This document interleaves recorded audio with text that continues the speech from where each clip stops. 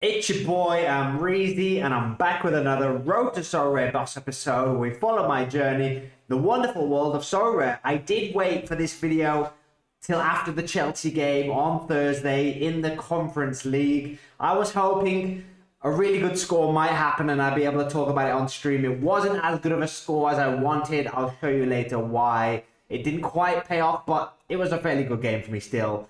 Welcome. We talk all things Sorare here. If you're new around here, here's how we do it. Get comfortable, make a cup of tea. If you've not got your cup of tea yet, pause the video, make the cup of tea, like the video, subscribe while you're making that tea, unpause the video. Let's go Sorare time.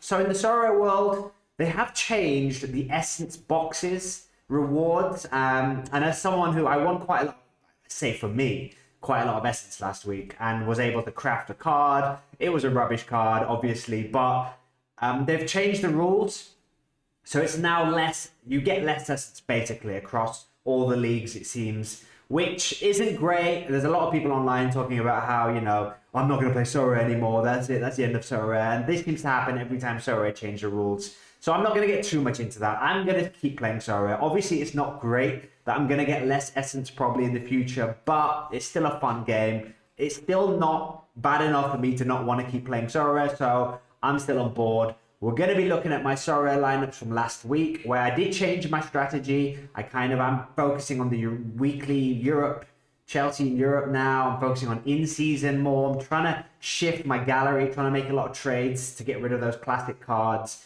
and just keep the bare necessities. And yeah, that's my strategy that I talked about in last week's video. Go check that out if you haven't checked that out. This week, we're going to start off, as we always do, by looking at how I did last weekend in the still wonderful, still fun game of Sorare. Right then, ladies and gentlemen, before I show you how I did last weekend, which was October the 18th to the 22nd, this is the midweek that I was just talking about, and Chelsea have just finished their game, and they won 4-1, which is annoying because they were 4-0 up for ages. And if you look at my team here, this was my strongest team. I went for Nkunku and Neto, who kind of delivered. Nkunku got a goal, Neto got an assist. Could have been better. They both missed it. Nkunku had quite a quiet game, was quite lucky to get a goal actually. And Neto put in so many good crosses, but nobody was putting him in the goal. So that could have been better. But then Chelsea were 4-0 up. Clean sheets here were set to happen. Good scores in defence were about to happen.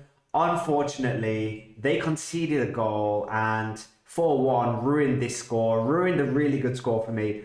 So at the moment, we're hanging on to a box. Hopefully we can win at least a box. But yeah, a little bit disappointed with that. And then the other team wasn't as serious. And then there was some more stars. So let's look at my more serious lineups from the weekend just gone, October the 18th to the 22nd. And there were these specialist competitions. So it was the first week of me playing Premier League in season, and I think I did quite well. I won a 1-star box. I got promoted. Cole Palmer, annoyingly, was the lowest score in the team. I should have gone Dwight McNeil instead of Cole Palmer. Lesson learned. When Chelsea are away at Liverpool or Man City, maybe Arsenal as well, probably don't play Cole Palmer. All of the rest of the games, play Cole Palmer as the extra classic card. But really happy with the Nottingham Forest defence. As I saw at Chelsea, I was really impressed with how solid Nottingham Forest are this season. And I think this is their third clean sheet now. And Matt Sells just bought him, clean 99 points straight away. Really happy with that. And the defence. Chris Wood, that's a fairly good score from him. He kind of scores or doesn't score. When he doesn't score, he gets a bad score. When he does score, he gets this. So I'm not fully convinced about Chris Wood. As you can see here, Hudson-Odoi, no goal involvements, but still a better score. Chris Wood's AA isn't that great, but in easy fixtures, I think the two of them together, if the rest of them do well, a 64 from Chris Wood could be a good score. So happy with how Nottingham Forest did, my 4 Forest boys. I've still got Morgan Gibbs-White, who's injured, due to come back soon. And I'm still looking at maybe Elliot Anderson, maybe Ola Aina, and maybe the centre-back who plays with Murillo, whatever he's called. So yeah, happy with Forest. I'm going to continue backing Forest. They've got like 2 or 3 good fixtures coming up. So hopefully I can get some more joy from the in-season and we can go up the leagues. In the Premier League Classic, it was Dwight McNeil with some good stuff. Bowen with a slightly good score. Everyone else, disappointing. Kudos, very disappointing from Kudos.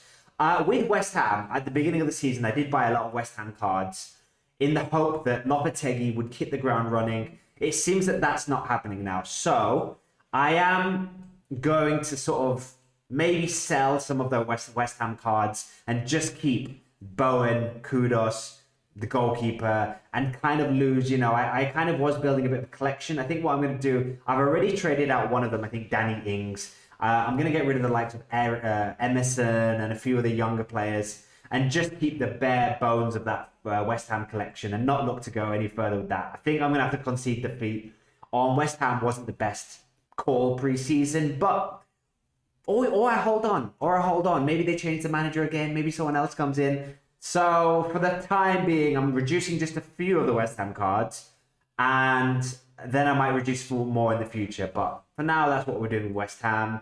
Happy with Everton, Tarkowski, McNeil. Putting in Branthwaite was a mistake. I shouldn't have put him in my best lineup.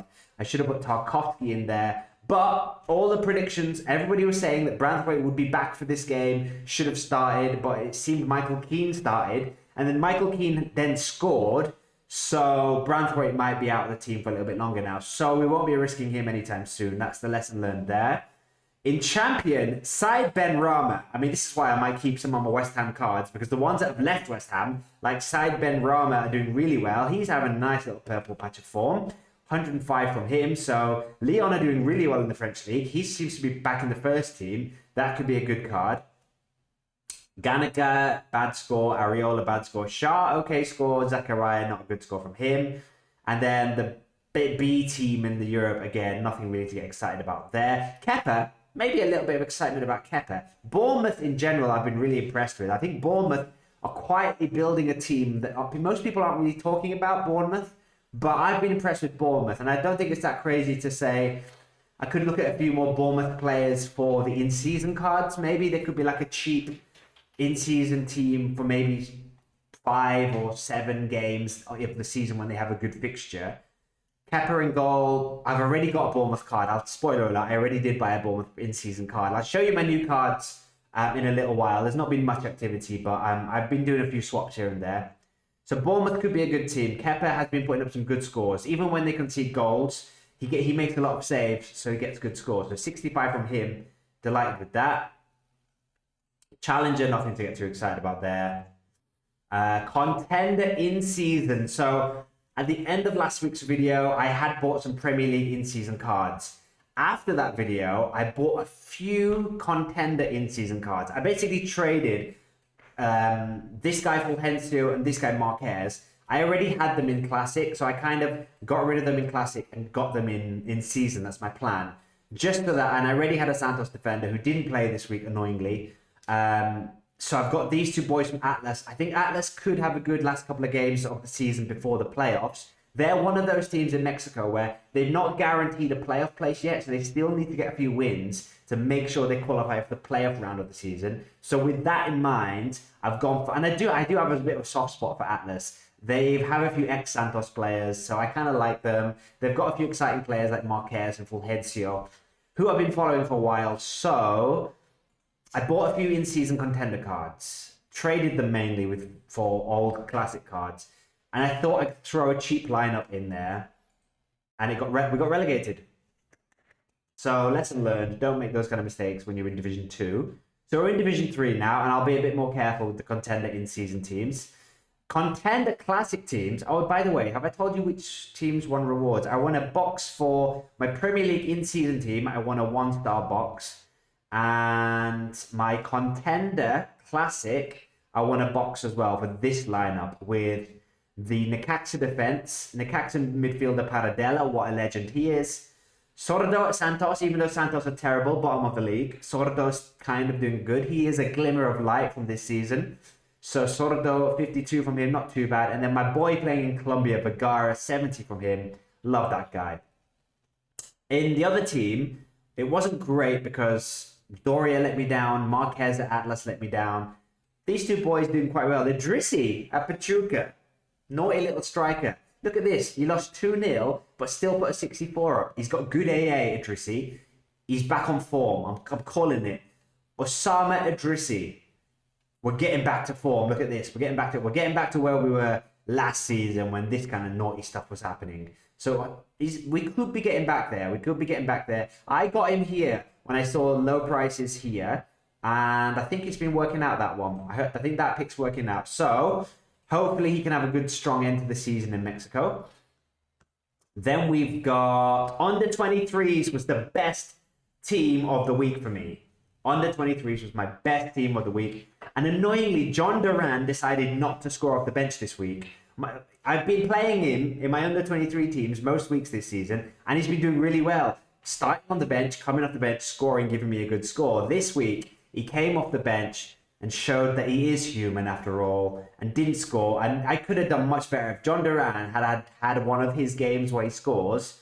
Look at this. Everyone else did well. Nejli, a really good card now. Stukers, every week we're getting good scores from him. Destiny Udogi, I feel like that's 3 weeks in a row now. Look at his L15, 80 for Destiny Udogi. He's in good form. And the goalkeeper at Paris, Big Obed, even he's putting up some good scores lately. So we won a tier 4 card. We won a 4-star box. So that was great. I'm going to continue going for the under 23 league with a lot more priority now, because it does seem like I've got good cards in this division. If I'd have got a bit more lucky with John Duran, could have got a big result here.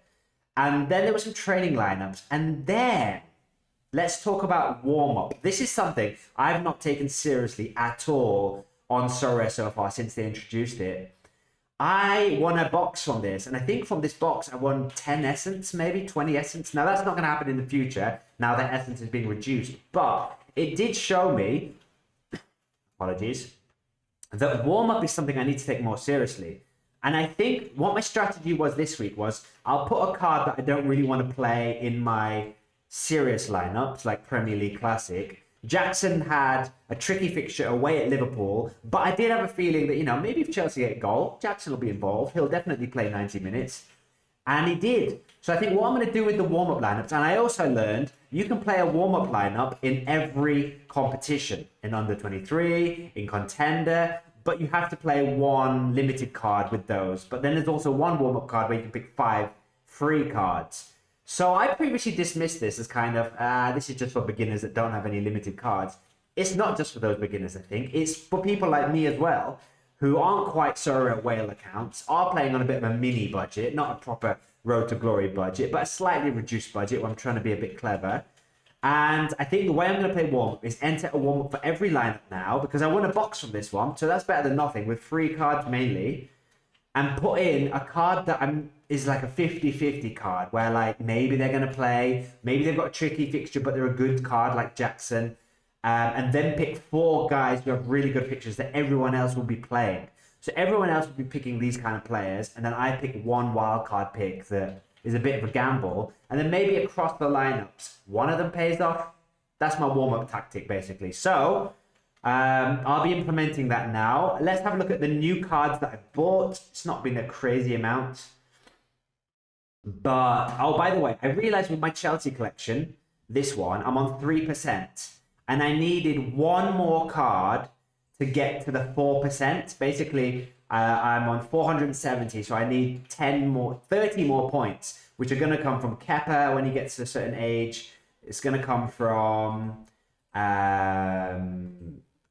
Who else? It was Kepa. It was...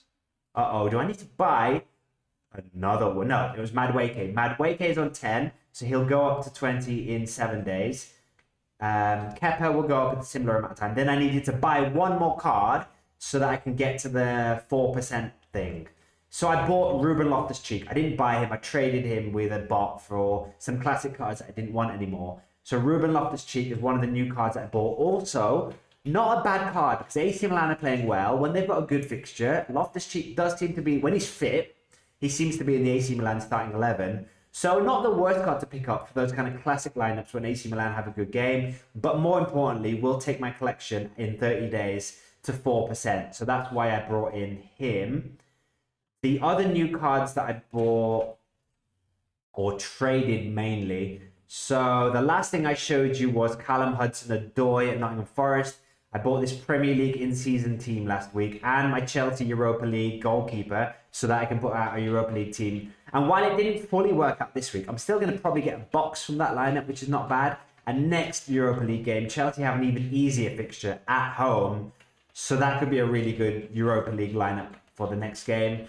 But I then, look, as you can see here, I've done a lot of trading and a little bit of winning auction cards. So I traded Marcos Sensei as a kind of in-season Premier League defender. I think Bournemouth are good, do look solid this year. I've got Kepa, the goalkeeper, as well. So I think there could be a second in-season Premier League lineup I start playing when Bournemouth have a good defensive fixture where I play Kepa in goal, Sensei in defense with him, and then 3 kind of budget. I think I've also traded Lewis Cook. So I've got a bit of a mini Bournemouth stack here.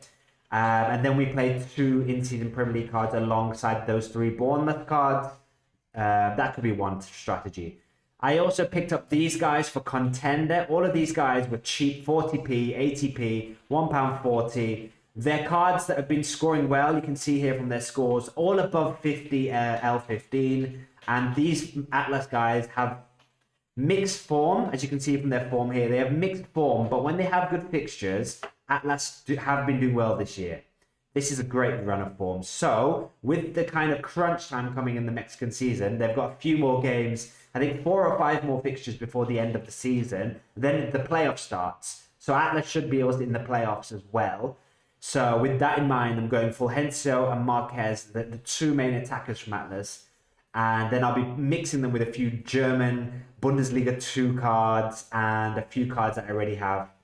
This is another one that I bought for the Premier League in season. Nelson Semedo. I bought him because, I thought he's got 2 good scores here, 60 and a 60. If Wolves can get it together, there were positives in that Man City performance. They were narrowly beaten. Some may say unfairly beaten by Man City. And that gave me a lot of confidence that maybe Wolves aren't down and out completely. Or maybe there's enough there for a new manager to build with. So if they do sack the manager and get a new manager in, Semedo is a really attacking wingback. Maybe it's a good card. I thought it was worth the punt. I traded him for a card I didn't want anyway. A classic card that I didn't need. I traded him just for 79p. So, I'm getting these guys for in-season Premier League cards for cheap. And I'm thinking I just find the right ones in certain weeks for a second Premier League lineup to go alongside that Nottingham Forest one. Or maybe there's weeks where Nottingham Forest have really tricky fixture defensively and I just play the Nottingham Forest attackers, but Bournemouth or Wolves have a better fixture defensively and they can go in. So, this was all basically me trying to be a little bit clever with Premier League in season, try and find a few bargains. Same with the Contender in season. Then there was this card that I crafted with a T4. This was a T4 crafting. Terrible.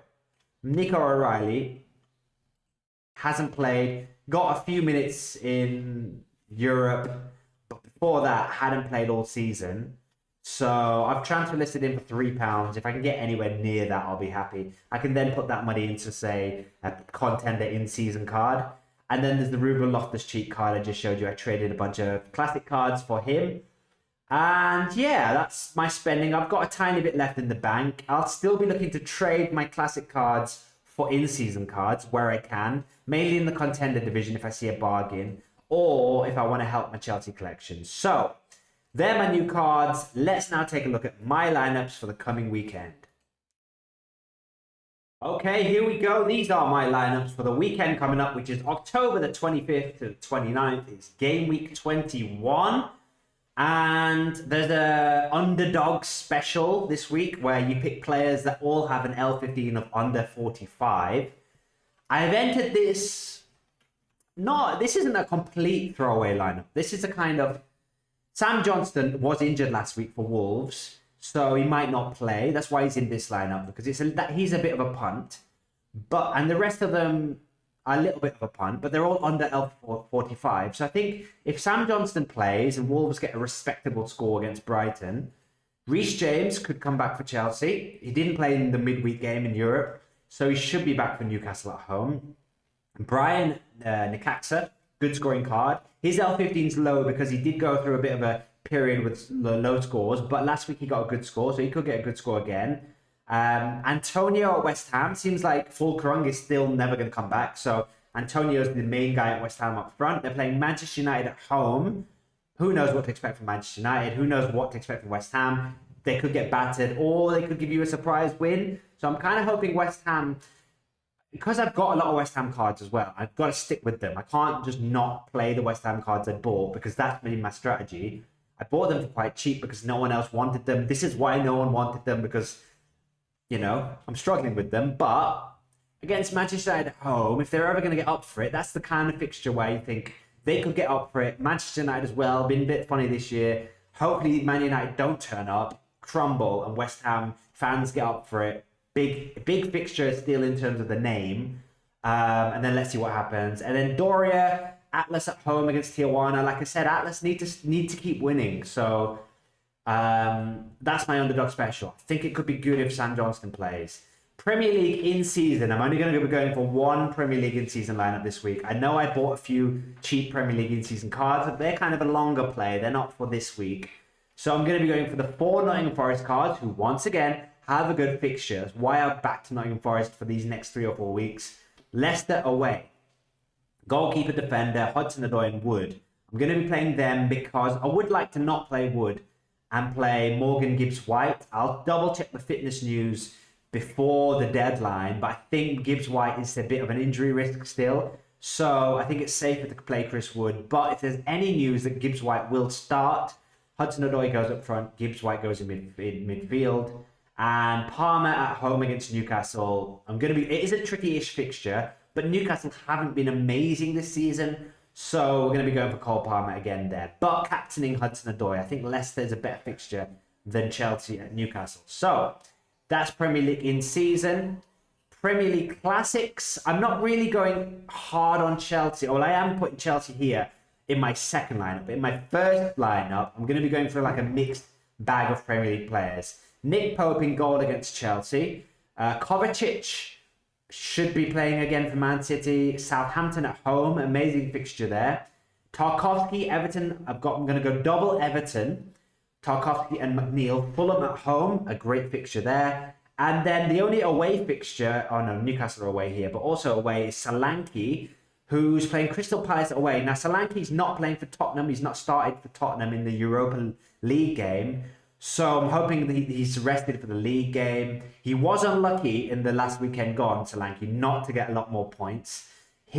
Son basically got all of the goals and points. But Solanke at Crystal Palace, who've been struggling this year, could be a nice score from him. Then my second Premier League Classic lineup, I'm going to be going for the Chelsea boys, Cucurella, Enzo Fernandez, Madueke and Jackson. I may switch Enzo Fernandez out because he did play in the Europa in the Conference League game, which makes me think maybe he's not going to play in the league game. Also, Lavia was really good for Chelsea in their last game. I do think we are looking at either Enzo Fernandez being a little bit phased out of the Premier League first teams or playing in a further forward role, which isn't as good for him Sorare points-wise. So I need to decide what to do with Enzo Fernandez. I may play someone else there. Then I've got my C team, which I'm going to be going for West Ham. This is crazy. This is crazy, I know. But, like I said, West Ham at home against Manchester United, if ever they're going to turn the season around, it's a big fixture. I'm going to be going for the goalkeeper, Kilman, Souček, and Bowen. And I'm going to be hoping they just defend and keep it really tight. Because if I'm the West Ham manager, I'm thinking, all right, we're in bad form. We've just had a really bad score against Tottenham. Let's just go really compact, David Moyes style. And I hope he does that. And if he does, and I hope they just keep it tight. Souček, Kilman, Areola could have good scores. Bowen maybe gets a goal on the break. And Duran, this is really the gamble Premier League lineup. Duran maybe off the bench scores. This is gamble lineup. I'm not confident anymore playing John Duran in my under-23 lineups because I'm taking my under-23 lineups more seriously now that we know we've got a good set of cards there. I can't be playing John Duran there. So he's going to be going in the gamble Premier League lineup. And then I've got a warm-up lineup, which is Man City and Andy Robertson. So Andy Robertson's got a tricky fixture away at Arsenal. But, like I said, I'm going to be using my warm-up lineups with 4 favourable guys and then 1 punt lineup guy who I wouldn't feel comfortable putting in these lineups. So that's going to be the warm-up.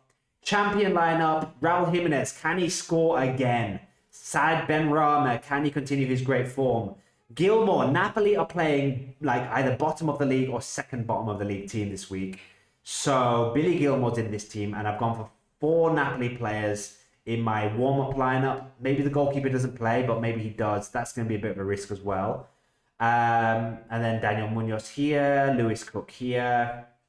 Challenger, not that exciting with Challenger really. Burnley could be an exciting one. Burnley are playing QPR. So Burnley are second, and I think QPR are second to bottom. So I'm going to be captaining Josh Cullen, hoping Burnley have a good fixture there. Inter Miami should have a good fixture, so I've gone for them, and a bit of a gamble here with Atuesta. But he's a gamble because he's just come back from injury, but he scored on his last game coming off the bench. So maybe he starts this week or comes off the bench again and does well. So that's why he's there. Contender, I'm going to be going in season again with Contender. I'm going to be going with my 2 Atlas boys who've got a home fixture. I'm going to be going with my 2, I think all 3 of these are Bundesliga 2 cards. Goalkeeper and 2 new cards that I bought from Bundesliga 2. And then I'm going to be going for 1 lineup in Contender. No, I'm going for 2 lineups in Contender Classic. Vergara, the boy in Colombia. This is a new boy who I've got playing in Norway. Adrissi, can he keep scoring? Piovi's a 50 doubt, so I'm hoping he plays. Cruz Azul are doing so well, he might get rested for this game, but if he doesn't, you've got to pick Piovi, one of the best scoring cards I have. And then I'm gonna be backing Santos because they're playing Mazatlan, who are only a few places above them in the league. And what I'm hoping here, Santos, surely a performance sooner or later. They're playing for pride. Santos, I want to see some kind of pride. And Mazatlan are just a few places above them. So what I'm hoping is Mazatlan think, we're not going to make the playoffs. And we're also not bottom of the table, so we're not... I'm hoping they're going to be complacent and Santos can surprise them. But I'm not expecting much there. So 4 Santos cards and a Necaxa midfielder. Then my under 23s. These are the boys I'm going to be going for. So it's the same as last week. I think these are my 4 cards that I basically play every week now. Nejli, Stuka, Obed, and Udogi. They are 4 good cards who all have kind of good fixtures this week. And then I just pick a rotating card here, which could be Duran, could be Kispe, could be Sabe, could be a few players, this guy, basically. If Chelsea have a good fixture, I've got a few under 23 Chelsea cards as well. But he's playing Cruz Azul at home, and he's been in really good form. Piero Kispe, his last few scores, a bit of a tricky fixture last week against Monterrey, but that's Monterrey, a very tricky game. And he has got a tricky fixture again this week. But I'm just thinking maybe Cruz Azul are going to start resting players now that they seem to have won the league or they're top of the league. And Kispe has done these scores previously before that. So I'm hoping home fixture, he can deliver. And if he does and the rest of them deliver, then under 23s we could have some fun with. Then I've gone for another under 23 lineup here with 3 Burnley players. Like I said, Burnley have got QPR this week. I think this is a really good picture for Burnley. So I've got 3 under 23 Burnley cards here. This guy playing for Mainz, my Mainz striker, I think he scored last week. Armindo Sabe, he either scored last week or the week before. Could be getting in the Mainz first team in the Bundesliga. So let's hope he can continue that. And then Ryan Cherky's got a good fixture for Lyon. I know that because I've got Ben Rama at Lyon, so I'm kind of keeping my eye on Lyon a little bit this season. So let's hope he can do well there as well. And then some training lineups. That's me. That's me this coming weekend, guys. Let me know what you think. Let me know if there's any bargains. £1 and under bargains in in-season Contender you can think of. Otherwise, good luck with your coming game weeks, people. Thanks for all the support in the previous videos. I'll see you next week. Peace.